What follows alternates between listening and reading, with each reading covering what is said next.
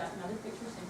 And then you come up onto, you're basically above the hock now, you're up into the tibia, little itty bitty vestigial fibula, and C is the calcaneus. So remember, this is lateral, this is medial. The numbers start small on medial, go to bigger on lateral. And very importantly, calcaneus is always lateral. That's going to help us with radiograph position. Calcaneus is always lateral. So here's what we look like from a lateral.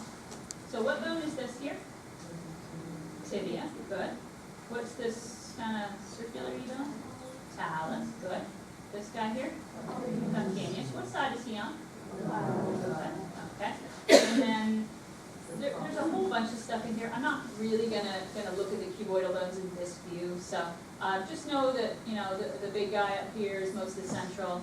The double decker is fourth, and then you've got the third, and somewhere in here you're fused first and second. Don't worry about that so much on a lateral. Mostly on a lateral, I'm looking at joints.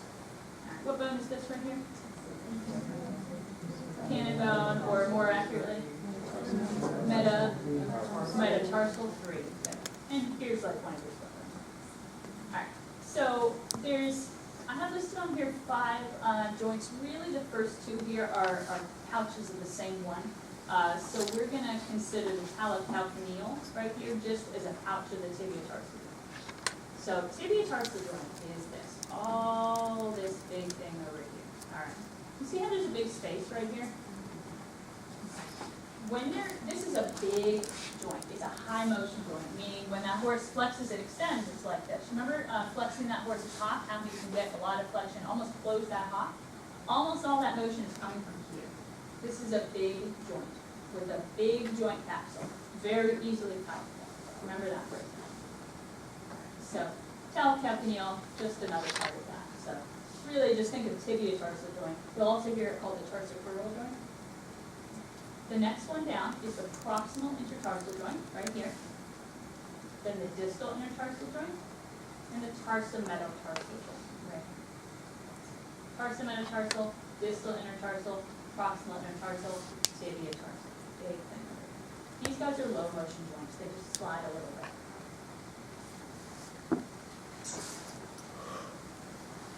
Yes, I'm sorry, but you didn't. So we're looking at an oblique view right now of the hock. What bone is this? Calcaneus. This bone? Good. This guy over here? Yeah. Okay. This one, close to that. Oh. And this guy here, third metatarsus. Here's the splint bone. This is a nice picture because it goes through those for you. There's a couple things I need to point out on here. This is a focus. If you're not focus right now. There's a couple things anatomically here that I really need you to know because they make up a big part of the OCD lecture, which we're going to have a whole lecture on. So this is our talus, right? It includes the orange here and the purple here. So it's this whole thing. There are 2 trochlear ridges. There's this one right here, MTR, medial trochlear ridge. See how it's just kind of a nice, like, normal curve, just a C-shape there. And then the purple one here, so see how it goes down like that? All right. So this is the lateral trochlear ridge. He is important. Well, they're both important, but especially this one. So the way I was taught to remember this, and I don't know if this is, maybe it's not PC anymore. Luigi's nose. Okay, so you see the shape here? I think of like Super Mario Bros. But so Luigi's nose, L for Luigi, L for lateral.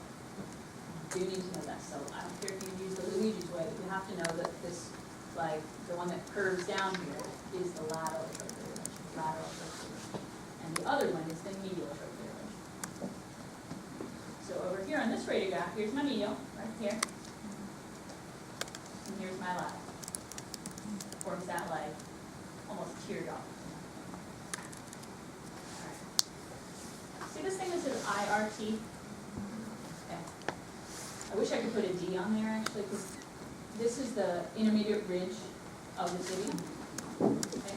Distal intermediate ridge of the tibia. We'll say that a lot more times, so you'll remember that by the time I'm done with the OCD lecture. Distal intermediate ridge of the tibia. It's a dirt lesion. If you have an OCD right there, dirt lesion. most common spot for an OCD lesion in a horse? That's a huge NAVR question. Dirt lesion, dirt lesion, dirt lesion. So distal intermediate ridge of the tibia. Okay? It's not distal intermediate ridge of the talus. It's not distal intermediate ridge of the trochlea. Because those are answers I get on your exams all the time. Distal intermediate ridge of the tibia. Dirt lesion.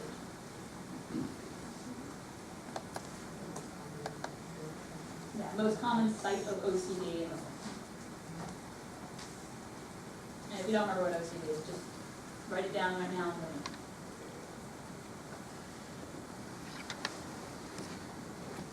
Now what this looks like on an actual horse is like this. Remember I said the tibio-tarsal joint was the big joint? And that makes up this whole area here. These little guys, proximal intertarsal, distal intertarsal, tarsometatarsal, are the low motion joints that are like at the bottom. So this is where he gets most of his flexion, and this is why we have a large amount of joint space in the tibia. You doing okay? So communication, this is important for stuff like if you have a laceration that goes into one of these, you need to know what other joint compartment it communicates with. And then also in terms of where do I put my steroid for a horse that has arthritis. So I'll tell you just now, the distal intertarsal and the tarsometatarsal, these two down here are the most common sites you're going to have arthritis in a horse. So am I going to, when a horse comes in with arthritis, and I'm saying, okay, well I'm going to put some steroid and some hyaluronic acid in your horse and he's going to feel better. Do I inject it up here, expecting it to communicate? No. And we'll go through the communication shortly. But these two down here, I need to make sure I get steroid into those. So that's why this stuff is important. So tibio-tarsal joint and proximal intertarsal joint. This big guy here, and the first of the little ones, goes there. They always communicate. So always. Proximal intertarsal and distal intertarsal. So this guy here and this guy here. Those two never communicate. And then the lowest two, here, here, sometimes. So memorize, just say it in your head, from proximal to distal, always, never, sometimes. Always, never, sometimes. So from proximal to distal, always, never, sometimes. The literature, there's several different studies out there that have tried to say what percentage of horses communicate in those lowest two, the distal intertarsal and the tarsometatarsal. But there have been a variety of studies. One says like 15% of them communicate, one says 80% of them communicate. So basically I just say like sometimes. Question? Okay, so just so I can get the colors down. So this a little bit. just so I can get the colors down. So green, tibial tarsal and proximal intertarsal. Red is proximal intertarsal. All I'm doing with those colors, and don't stress too much with colors, I'm just circling the two joints that I'm talking about on the left there. So let me back them up. Really, if you just know where the actual joints are rather than like worrying about the colors. Okay. So tibio-tarsal is this big one here. Right. Proximal intertarsal is this guy. Okay. So all I've done is just try to circle, including this and this one. I got it. Don't stress too much.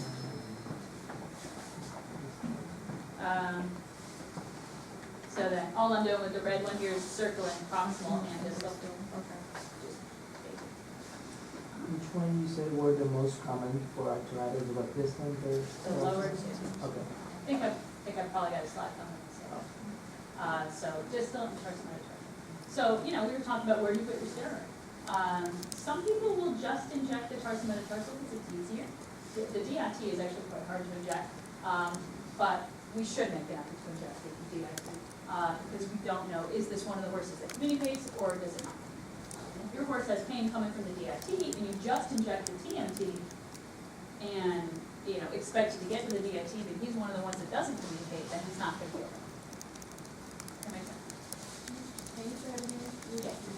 So like if I have a horse that has osteoarthritis in the distal intertarsal, he comes in and I say, that DIT is really hard to inject. I'm just gonna I'm just gonna inject my tarsometatarsal and hope it gets there. But he's not one of those percentage of horses that communicates between those two joints. Then if I put my steroid in the tarsometatarsal, and he doesn't get the steroid going into the distal intertarsal, but that's where the arthritis is, he's not going to feel better. So you can do this wherever the arthritis is? I always inject the DIT and the TMT if I'm injecting HOT. There's usually, it's very common that they have both of those involved. So we'll back up another step. What does osteoarthritis actually look like? Remember, we call it GJD, degenerative. So if we go back to that slide. So if you're having issues with your tibial tarsal, you can just, or actually, if you're having issues with your proximal intertarsal, then you could access either one of those and feel okay about it sharing. So really, the tibiotarsal and the proximal intertarsal are one joint space. We just separate them into two names. So let's say if I have a laceration, and I think it's right over the proximal intertarsal. Okay. Proximal intertarsal is not one we commonly inject directly, but say I'm like, oh gosh, I better flush that joint out to get whatever got in there out. Then I will flush it through the tibiotarsal. Yes, because I know those two always communicate. Now, what if I had, let's say I had something that I thought was in the distal intertarsal, could I access it through the tibiotarsal? Nope. So you need to know what communicates so that if you have one that you can't get a needle into, you can say, oh, it's this one. Same thing with the carpus. Same.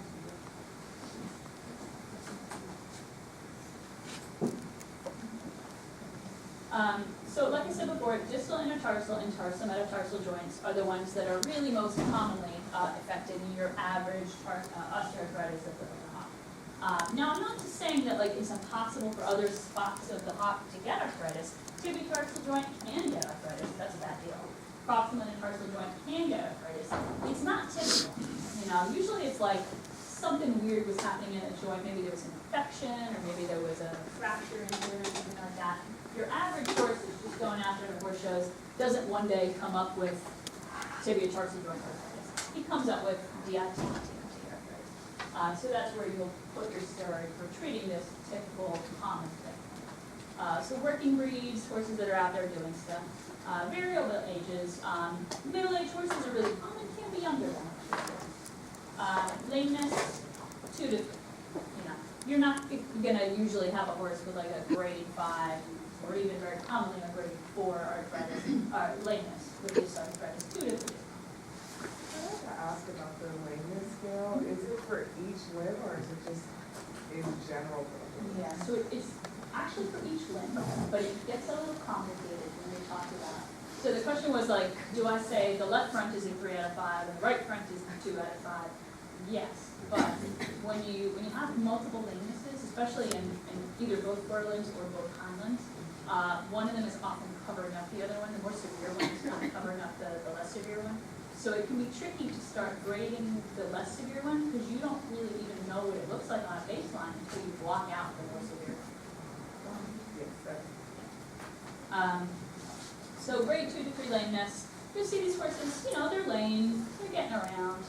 Sometimes they'll do subtle things like they'll have trouble getting one canter lead versus the other, or they'll lose some impulsion going into the jumps, things like that.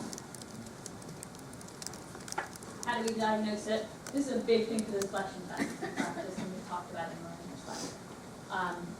You don't often have to do a joint block, but sometimes you do, especially if there's not something effusive or something really leading you to one spot or the other. So, if I have a horse with hindlimb lameness, not sure whether it's the hock or the stifle, he fletches kind of equivocally on both, then I'll go ahead and do a joint block and see where I can isolate the lameness to. And then bring it back. So, this is a Natalie thing.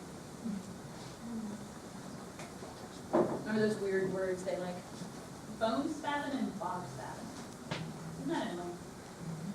I don't actually use any of these terms, but there's some things that Natalie will start, keep asking you even though we haven't really said bone spavin since 30 years ago.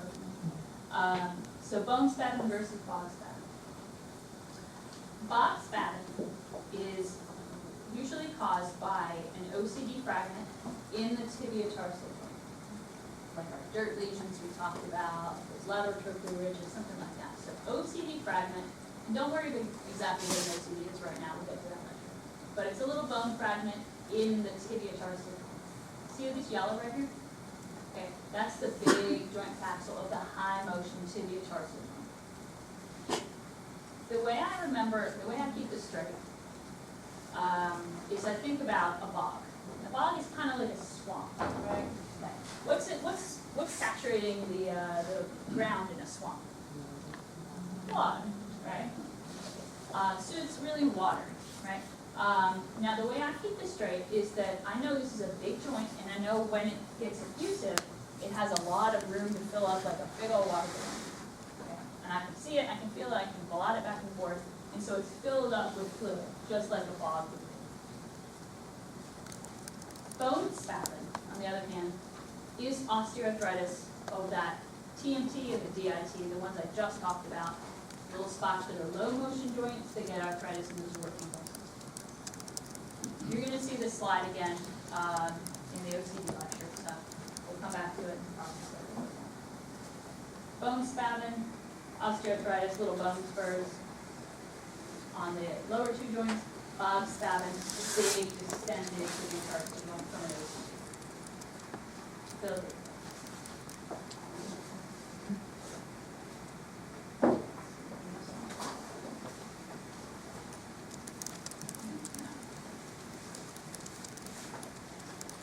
Okay, we're going to jump up to the step for the last couple minutes. I'm just over step 1. So we're up here in the step. Remember, this is the equivalent of your knee. So what's in your knee? You have a patella, okay? You have a femur, and you have a tibia. This is the other end of the tibia. The lower end we just saw in the hop. This is the other end. We've got trochlear ridges, just like we did in the hop, and we've got condyles. We've got a bunch of other stuff, but I'm telling you the quick. So these are the condyles here. There's a medial and a lateral condyle, E and F. Well, I guess F is according to the eminence. So there's two condyles, E and another one that's not like. And then we've got trochlear ridges. Like in the hop, one of them looks different than the other one. Remember, Luigi's nose in the hop is the lateral trochlear ridge. We have two lateral trochlear ridges here, a medial and a lateral, just like in the hop. We've got one that's more curved, just a smooth round one, and we've got one that's kind of like a big old peak here, right? Okay. In the stifle, medial is a mountain. Medial is a mountain. So this one here that's like the big peak coming up is the medial trochlear ridge. And the other one is the lateral trochlear ridge. It's kind of opposite from the hop, because in the hop, the big weird one was the lateral. In the stifle, the big weird one is the medial. So medial is a mountain in the stifle, Luigi's nose for lateral in the hop.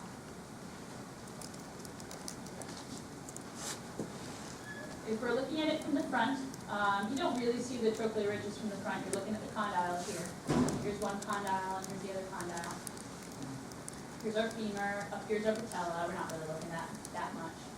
Tibia, and a little bit of fibula, just a little bit.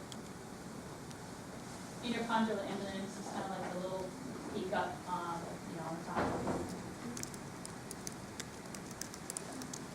I think I've given you guys these before. These are really, really good websites. There's one at Kansas State, one at Illinois. They'll show you things a little bit in a different way, but spend some time before the exam going through theirs. Make sure you can identify the things I just talked about, especially.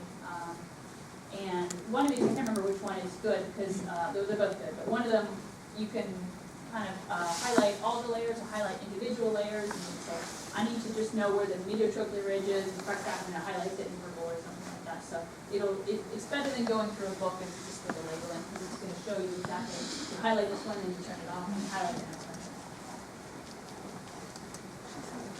I think let's stop. Pick this up on Wednesday. Next, or this Wednesday is the second